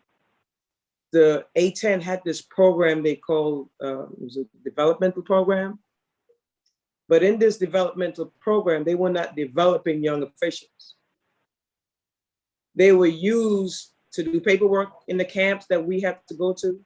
And they were put in positions where, and sometimes they were evaluating more veteran officials. So they were not getting on the floor and working. So they had a false sense of, I've arrived. What that did was you're putting people in a position to fail. Because if I have 15 years of experience, you just got here and you're evaluating me at camp, I'm looking at you like you're crazy. one. Two, when we do have a basketball game together, I expect you to be great. But because you don't have that experience, you're not. So it's not just about giving people an opportunity to work. You also don't want to put them in a position to fail. Mm. So yes, I would love to work with more women on the men's side. I pick and choose who work and when they work. Stephanie will tell you, I want to work girls. No, you're going to sit your ass on the sideline until I tell you you're ready. Mm-hmm. Why? Because I'm not going to put you in a position to fail. Some people say, I'm just going to throw you out there. That's not helping us. It's not. So, as I said, it's kind of tricky. Do I want men who are in a position to advocate and give opportunities to give opportunities? Yes, but you also need to be smart about it. Mm-hmm. For example, I'm going to digress to the NFL. The young lady that just got hired from Virginia, I can't remember her name right now. I knew last year she was going to get hired. You know why? Because her mentor and I spoke about the training and the process that he was doing so she would get that opportunity. That's what we need. The people in charge, if you're going to get that opportunity, the person that gets that opportunity must be ready for that opportunity. So it's not just, I'm going to throw you out there just because I want a woman in the basketball game. Well, you put the wrong person out there, so you just set us back 25 years. That's the reason why when I did a basketball game, that I'm the only woman in there, I have to be better than everybody else because you're not going to not give somebody else an opportunity. So you can't just say I'm giving somebody an opportunity and throw them out there. They're not ready. You're not taking the time to train them. You're not taking the time to evaluate what they're doing, see what their progress is. I mean, Stephanie would tell you, I break down everything she does when I watch the game. Oh, you think that was a good game? So what about this? What about that? Well, I thought, I don't want you to think, I want you to react to it. So men in position, you need help because you can't do it. Get the women who know what they're talking about to help these individuals that you want to give an opportunity. So when they go out on the floor, it's a true representation of all the hard work that they have done. Awesome. How about you, Steph? Yeah, I would like to just expand on what was already stated. So Heather talked about putting the right person in position, facts. Yvette talked about making sure that we are given the opportunity, period. I'm gonna take this a step further and talk about microaggressions. So here's a really quick one that it rarely gets addressed. It's not 3-man, it's 3-person. And although that seems very small, that detail is a really big detail because it's one of the things that differentiates me from my partner, my male partner. I'm not interested in being a man. I am good on the basketball court because I've put in the work. As Heather just told you, I was flown up the flagpole too early. I can tell you stories about arriving too early. But guess who did not get invited to the NCAA tournament? And in my mind, this was the year that was going to happen. But it didn't happen. Blame it on COVID, blame it on whatever else. I am so happy it didn't happen. You know why? Because next year, when I come back, I will be that much more ready for the opportunity. But if we don't address the microaggressions, this is the first year that I've worn my natural hair, not straightened. I wear my hair straightened typically. So I'll give you the ponytail. This year, it's not in a pom-pom right now, but everybody got the Afro puff. I got more conversation about my hair and the microaggressions around hair this year than I had ever had before. Why? Because it's a conversation that we're still not ready to have. I know Yvette and Heather and Sylvia also mentioned weight. I am a 6'1", skinny, maybe slim. Listen, malnourished, depending on who I'm standing next to. I'm an individual that has the look, okay? I got it. But that doesn't make me a great official. And I remember when I first got recruited, when I was in Dallas, Texas, they said, oh my gosh, she has the look. Okay, I got the look. Now what? No one did anything after that. So again, there's this microaggression that you have to look a certain way. Your hair has to be a certain way. You have to walk and talk, and you have to be this little robot. So one of my two mentors that I often talk about, Bonita Spence and Rachel. I'll start with Rachel. The last camp that I was with Rachel, I had this run, and I know you all know what I'm talking about, the NBA run. Yo, my run was tight. Like it was right here, right? And so Rachel, on the way home, stop laughing, Heather. On the way home, Demoya was there too. Rachel laid into me. What are you doing? She said, you look crazy. I'm like, what? I got the look, I got the run. You are 6'1". She said, go find somebody who's in the league if you want to emulate them that's tall. So you know what? I never even considered that. Everybody else is like midget size. No offense, but y'all are small. I'm not small, I'm tall. And it doesn't put 15 pounds if you don't have 15 pounds to give. I don't have 15 pounds. So I say all that to say, I now try to emulate my game after a Rodney Mott, who is smoother than smooth. So I had to find somebody who had a body style similar to mine. So I just want to talk about microaggressions, because for women, it's something that mothers get. You have a baby, what happens? The baby comes out of the stomach. And for particularly women of color, we typically have hips. Unfortunately, I don't know what happened. I don't have them.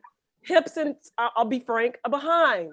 These are things and conversations where we're saying you have to look a certain way that is a microaggression. The last thing, Mr. B, and I'll be quiet, that we also need to talk about, that I am a really big proponent for, is the mental health aspects that this business lays on you. I've said it before on this call, I'll say it again. Bonita Spence told me a long time ago, I can get you a seat at the table, but I can't keep you there. And that line, I remember clear as day. We were at West 4th, and I've told this story before. I was complaining.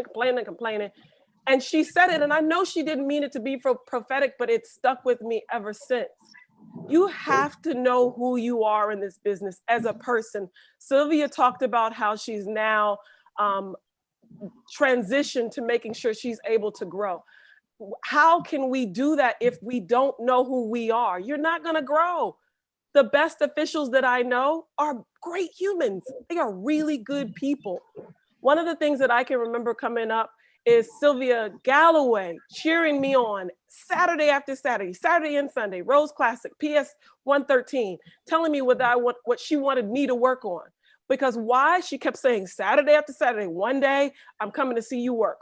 One day I'm coming to see you. Every time I saw her, she was cheering me on, not realizing that those little words of encouragement were helping keep me in the game. Because why? On the flip side, you're not doing this. Your arms aren't this. And this. You gotta be willing to be champions for one another. But then first and foremost, you gotta know why you're there and take care of yourself mentally before you do anything else. I appreciate that.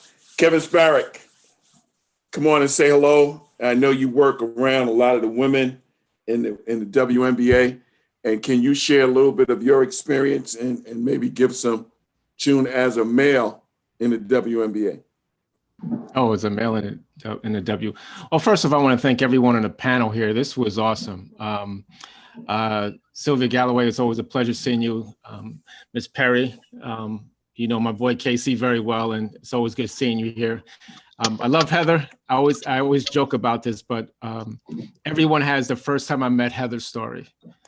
And it's always a good one. But my favorite story with Heather is always, and I always talk about it, as her jerk chicken, baddest cook in the world. Heather and I, people would always complain that she was so tough and so hard, but she wasn't the toughest person I met. I thank her because she'd always pushed me to be my best. And I met Heather my second ever game refereeing, in the stands screaming at me how bad I had done. And it always forced me to do something even better.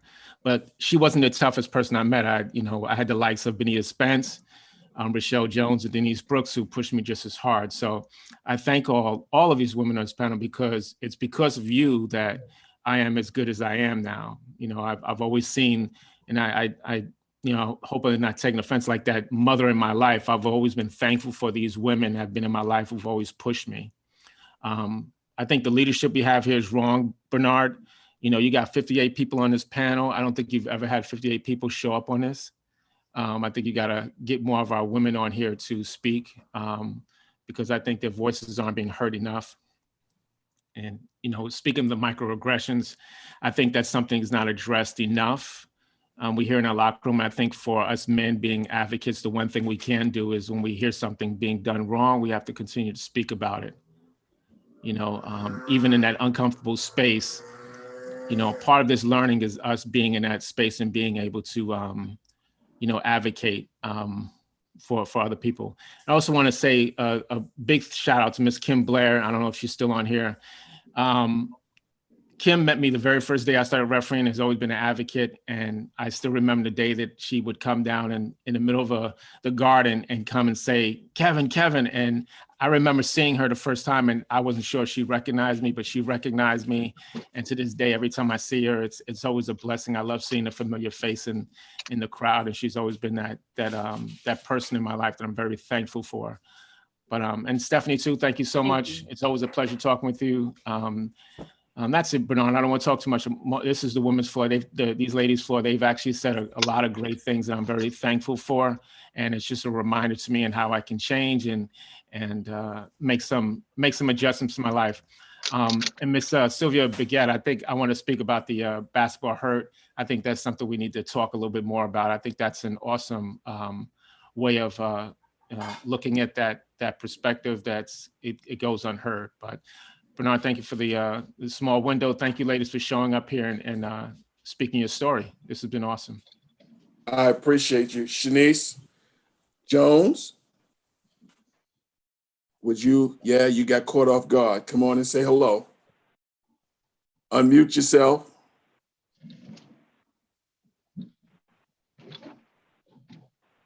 I just want to say good evening. Thank you all for sharing your amazing stories. All of these women, interestingly enough, many of the OGs had the pleasure of reffing me when I was younger. And so it's just incredible to be on this side of the game, I guess, right now. And so for those, within New York City and not even from New York City, but that have been reffing in New York, again, I've kind of transitioned from playing to coaching, college and AU to now being an official. And it's just been amazing. And Bernard, thank you so much for giving this platform, right, for the women officials to be on. Because I feel like many times we kind of have our own little sisterhood, but we don't necessarily always feel heard, right, in the greater circle. So thank you for this time. And again, I do also want to make sure we shout out Sinead and Candace,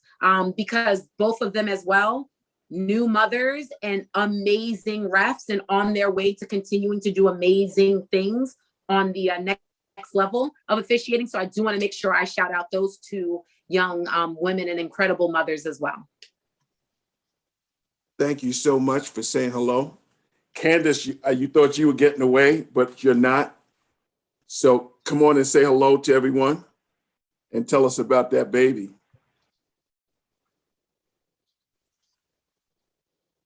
Oh, Candace? wow, you put me on the spot, Bernard. Yes, I did. Oh, no, I just want to say, thank you for this, with Heather, Angie, Sylvia, everyone, Stephanie, they're great role models. So, I'm learning a lot from them, and I definitely have that image and trying to lose my weight, since I just had the baby. So, that's a lot of pressure right now for me, but, I'm glad that you had this. Well, we appreciate you. Thank you so much. I know Londell's very proud of you. So thank you. Rolanda Washington, you want to say hello to us and tell us where you're from? Yes, hello everyone. My name is Rolanda Washington. I'm from Raymond, Mississippi, and I got invited by Kevin Wilkerson, also alumni of Raymond High School, and I've been playing ball ever since the 4th grade, all the way up to college. I have decided to play overseas, but my confidence level just dropped. But this past summer, I did try for a semi-pro team, and I made the team. And I heard I have to go over the tryouts again, but as of right now, I'm thinking considering being a referee because I've been getting a lot of information. And with me being 26, I'm very young, and there's so much stuff that I can learn on here, and just encourage other young adults, especially women like me. But yes, I'm enjoying this talk. Well, thank you so much. And Kevin Wilkerson is a great mentor to follow. So I welcome, you to joining us this evening, and I appreciate it. Kenyatta Jackson, you want to say hello to us?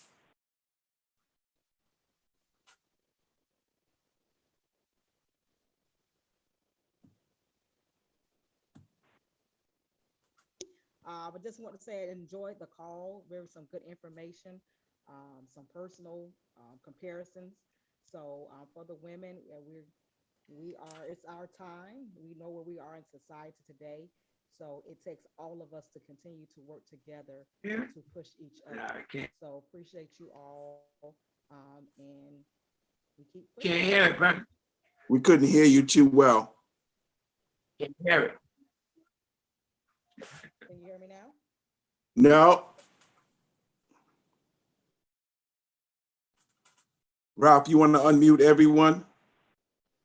Hey, Mr. B, there are a gang of questions. If you don't mind, can we answer that are in the chat? I don't. Yes. I don't want anybody to get overlooked. And the one that I keep seeing come up is, quite honest, body image. And I'll be frank, this is something that affects both the men and the women's side. So I think this is a great conversation to have. We work in a very image conscious business. I'm gonna give you the politically correct terminology. And so weight is often compared to the athletes that we, of course, serve. In certain occasions, whether it be after pregnancy or just be as a result of body type or body style, you can diet your way to death. And somebody mentioned crack earlier. Please don't do it. Drink your water, hydrate, but be careful, because there are just certain boxes that we are not all going to fit in. And I know on the very first call, Zach Zarba was on, and he talked about getting a haircut after receiving some feedback. And even Smush is not on, but he changed his hair. So there's various different details that fit within our system and in our business. Some of them in our control, some of them not. Are they always fair? Quite frankly, straight up, no, they're not. But you have to be honest with yourself. Get a mentor, get someone who can have those honest dialogue and really hard conversations, quite frankly. We're not going to change all of this overnight, but it is important that we first of all recognize that you can't fit a square peg in a round hole. So you either change the square peg or you change the round hole. And so at this moment in time, there's a little bit of both going on. And so I'm not justifying the system. By no means. I think we are in an environment where the system was built for, quite frankly, certain groups of people. But that being said, recognize what you're up against. So you're not constantly like hitting your head against some sort of ceiling that isn't there. You're clear. This is what the standards are. And I'll stop talking and let some of the other ladies speak on this, because body image is a big piece of the women's game in terms of officiating. One thing I would also add is that when you are getting mentors, get someone who's going to be truthful to you, not someone that's going to yes you to death. I could speak on it from a standpoint of myself, that I went to Extreme. I was at an NBA camp, and they wanted me to lose 75 pounds and go to a nutritionist and go to a camp. And I decided to stay in corporate America and I've done very well in corporate America, and I am teaching officiating, and that's what I did. So you have to understand what fits you, what your mold. That doesn't mean you have to leave the game of officiating. Right. It just means that there's certain levels that you may go to. And another topic, and I'm going to jump on it quickly, is there was in the chat, they were talking about camps. What about camps and truly what type of camps you should be thinking about? And the one thing that I always say, male or female, try to get to local camps first, because at least you get prepared. So when you're going someplace else and be introduced, if you're at a true local camp. And I could tell you this much. I remember Heather about 20 years ago came to a camp I did at Basketball City. And she actually asked everybody in that camp to take your rule book out. And half the camp didn't even have a rule book in their bag. Okay, so that's one. Two, when you look at your book and there's no highlights and no pages or nothing bent, that means you're not in your rule book. And those are little things that can help you. So when you get prepared to go someplace, be fully prepared, not just, as you would say, taking a half step to thinking that you're complete, because you're always going to be working at trying to get to the next level. Who else do we have before we're going to say goodnight to everyone? While you're grabbing that one, I think you just mentioned a great point, and I don't remember who gave me this, but I'm gonna just pass it along. You know, this business is so small, so small. Trust me, if you say it, it's gonna get back to whoever else did or whatever. Be on time, be impeccable with your word. And then also follow through and follow up. And the reason why I say follow through and follow up is because Mr. Bernard just mentioned get a great mentor. There's a thing called an ask hole. Ask hole. Ask holes ask questions and then go do what they're gonna do. And I can't tell you how many times someone has asked me a question. I've given them information on what camp to go to. I've prepped the assigner that X, Y, and Z is coming, only for them to show up and go to a college camp. And I'm like, you asked the question, follow through, follow up. And if someone actually gives you the recommendation, do know that they are putting their name on the line for you. Be responsible, be on time, be there, be impeccable with your word, but don't be an asshole. And I can't tell you how much that runs me hot. Woo! I will give until I can't give anymore. Do not ask me to give and then not take what I gave you. Yvette, you're laughing because I know you know what I'm talking about. You do not take the advice that was given and then all of a sudden you walk into a college camp that you aren't ready for. It's always better. Yep. It's always better. It's not me only. It's just glad it's not only me. Listen. It's better to be late to that party than get there early and never be invited back. Or get there early and there's nobody to dance with. So you want to be prepared to take your time. Get your local mentors. I enjoyed this so much. Before I close out, if anybody would like to raise their hand to say something before we close out, you're welcome to do that. Yvette? This last tips for the young officials, especially on the camp, don't be over ambitious. Do not try to do, I think Heather mentioned it earlier, just you're not ready, you're not ready. And don't think there's someone that's telling you that to hold you back. It's to save your future. Because when you try to get somewhere too soon, you can fall, as quick as you got up there, you can fall just as fast. And it's hard to get back up there on that pole. So just be patient with yourselves and learn as much as you can, do as much of this stuff. Do not go bankrupt trying to do this stuff. Don't do the $2,000, $3,000 a summer just to go to camp to show your face because you got this look and you think you can do it. It's a waste of money. Time is what matters. Mentors, conversations, reaching out to people, that's all that matters. Who else raised their hand? Oh, go ahead. I'm gonna say one thing about camp. Everybody wants to go to camp. It's fine. You have to know why you're going to camp and what your expectations are. If you don't do that for yourself, I can't give you any help. So the first question you have to ask yourself is, why am I going to camp? Which is a question I ask everybody, why are you going to camp? Well, I want to go to the Big East camp. Why are you going to that camp? Well, I'm going to get picked up. Picked up where? You going to pick up some paper? What are we talking about?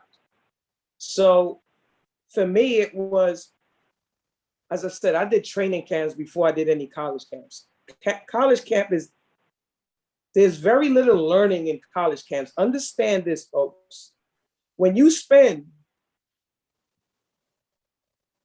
$1,900 to go to a camp, and there are 140 people there,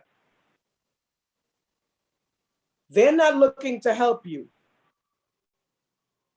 The first day, they look to eliminate people. Understand that's what camp is about. So as we get into, I want to get hired, you can't go to a job if your resume is not right.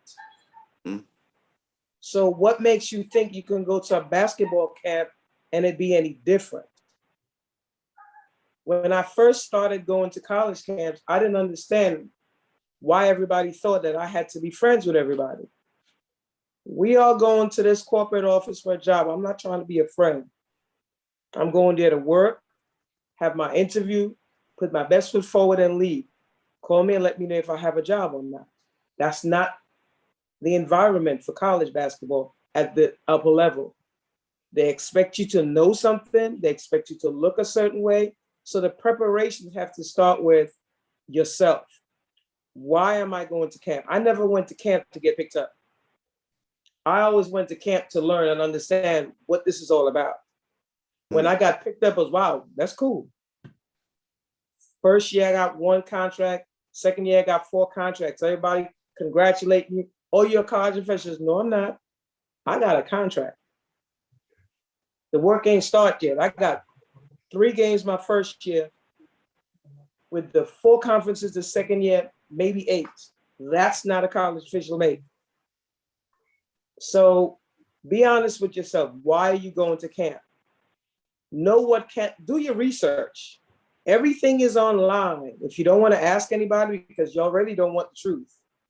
If you're not really for the truth, don't ask the question. Sinead, you know, don't ask me. Because I'm going to tell you. And even if you don't want to know, I'm going to tell you anyway. Because you're wasting your money. We have camps in New York. I run camps. Folks don't want to hear what I have to say. You don't want to pay $200 for a local camp, but you're going to spend $1,600 somebody not to give you any information. Folks, start local, learn your craft, understand it may take a couple of years. Everybody's path is not the same. Man. One thing I want to add, what she Sinead, said. Hold on 1 second. One second, Sylvia. Sinead Bernard, come on and say a few words. I see you smiling. I just want to say hello, everybody. And Heather, you're absolutely right. Thank you for this talk, because everything they said is what I've been going through my whole career. Size, hair, attitude, talk. And it's nice for everyone like to understand and see that not only I, Heather and Stephanie, the people I've been in contact with, goes through this. And, you know, becoming a new mom and now transitioning back into officiating and getting back down to my size that I was when I first started my college, college career. It's going to be hard, but that's what they're looking for. And I do thank you, Bernard, for this, and all the ladies for speaking and networking amongst everybody. You are a good official too, so I want you to know that. Oh, thank you. See, you never know who's watching you. That's true. That's true. We saw you at the Sullivan games. Oh, wow. Yes, see? Sylvia, you had something you wanted to say? The only thing I wanted to add to that, because we talk about that a lot in our program when we try to develop our referees, is that I try to get their mindset Everybody in our society is a microwave society. Our kids see things, our children see things, and they want it right away. They don't understand it's a process. And you have to be patient with the process. I tell my mentees is you have to fall in love with the process of growth. And if you don't have a system in place for your development, you'll be not successful because you'll get there like a flash in the pan. You might luck up and get there, but you can't stay because you don't have the right foundation to stick and stay. You just got there for opportunity and you could not show up and show out because you had no foundation. I'll be prepared for the process of, I would say, if you're serious about moving up, find a mentor. You have to have somebody that paved the path before you. I'm sorry, and the people don't want to hear that's a cuss word, but you need to find somebody that's where you're trying to go. And they can tell you how they got there and then how to stay there because they're there. They're telling you, and things tweak and things change every year, COVID, things happen. So if you have a mentor that's already there, arrived, they can shortcut your process and you won't have all those minefields. We call them minefields. Be mindful when you make Division I basketball, even whatever tier 1, 2, whatever, you're gonna make, we call them common checks. And that's not where you're gonna learn how to referee. It's not an on-the-job training. It's not McDonald's and Burger King. You're not gonna learn how to referee on national television. You have to be prepared and ready to do what you need to do because they're paying you $2,000, a game. So you have to already know what to do. So you have to be prepared when you go to those camps. That's a mindset you need to have for the young athletes coming up. And I know the microwave mentality, I see it, I want it, but you have to find somebody to help you with the process and develop into it. That's all I said. That's why we always want to say doing the local camps are very important first to make sure you tone yourself before you branch out. Ronnie, would you like to say a few words? Your hand was raised. Yes, I want to say thank you, everyone, for being on this call and all the valuable tools that you guys and wisdom that you put out. I work with Yvette in South LA. I'm the secretary of our unit there. I feel like I came along like maybe 5 or 10 years too early because I heard a lot of talk about the body type. And I was thin as thin could be, and they would still tell me I needed to lose 5 pounds. It was total something else, but nobody had the guts to say that they weren't looking for my skin tone. So, but I just love being on these forums. This is wonderful. We will do more. We will do more, and I can guarantee. And I applaud the young officials coming. Yeah, I applaud you young officials coming up, and I'm always there for questions because I started on the boys' side. I coached boys for 10 years with my son, and then I started officiating on the boys' side. So thank you. Thank you so much, Ronnie. Dominique Hunter.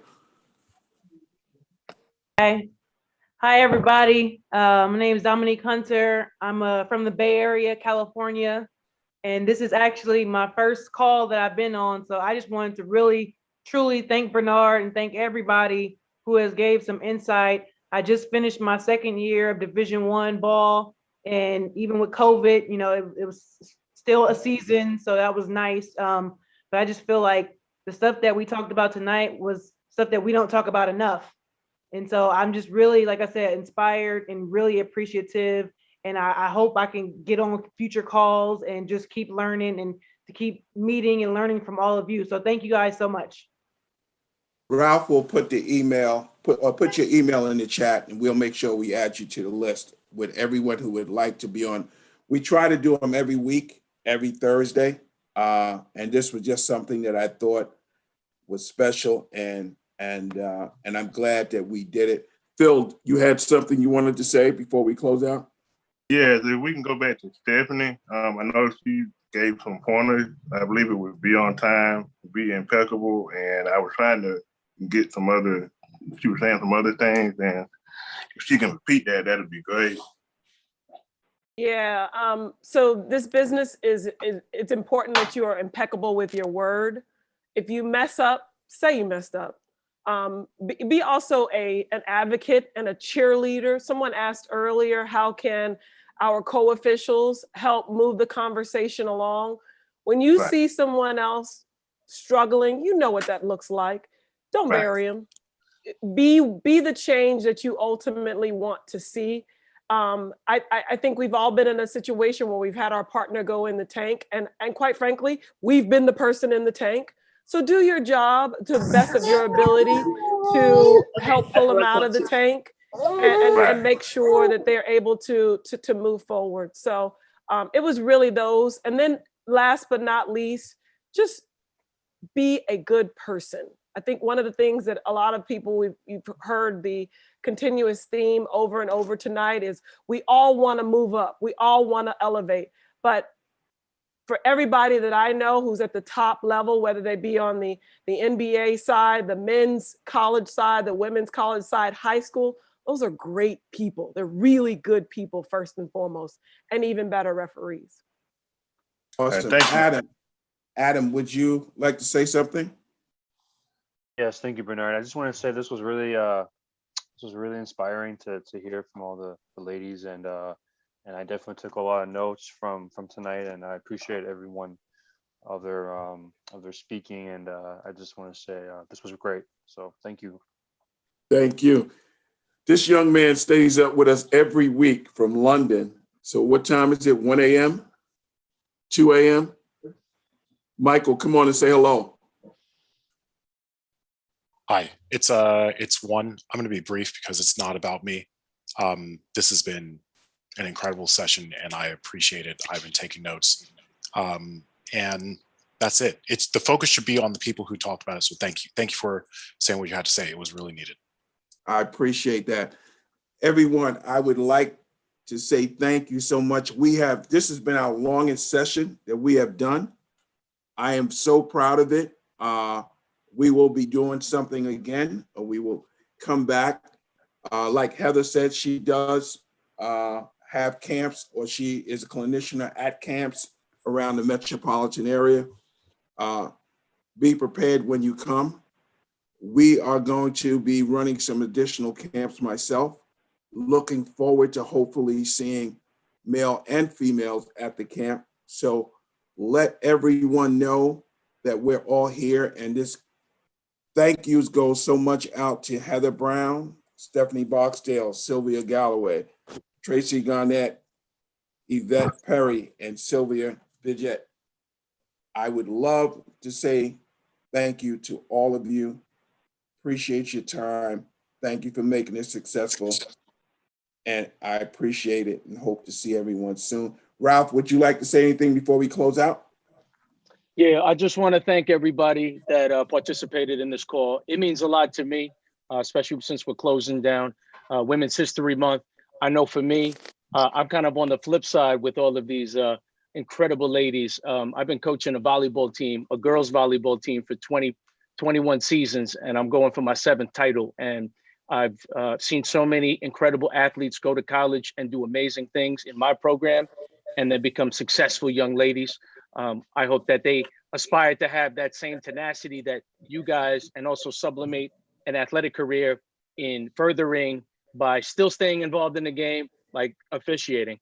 And I just think it was just a wonderful, positive thing that everyone had really open and great dialogue here. I know I learned a lot. And to me, Bernard, you tell me, man, this is probably the best one that we had so far. Absolutely. I love it just because of the participation and the cast of special guests and speakers and those who chimed in. Thank you so much. Everyone have a good evening, and thank you again. Thank you. Thanks, everybody. Outstanding session. Thank Thank you. Thank you, ladies. Thank Good you, night, Mr. B. everybody. Appreciate you. Good night, everybody. Thank you, everybody. Good night, everybody. Awesome session. Thank you.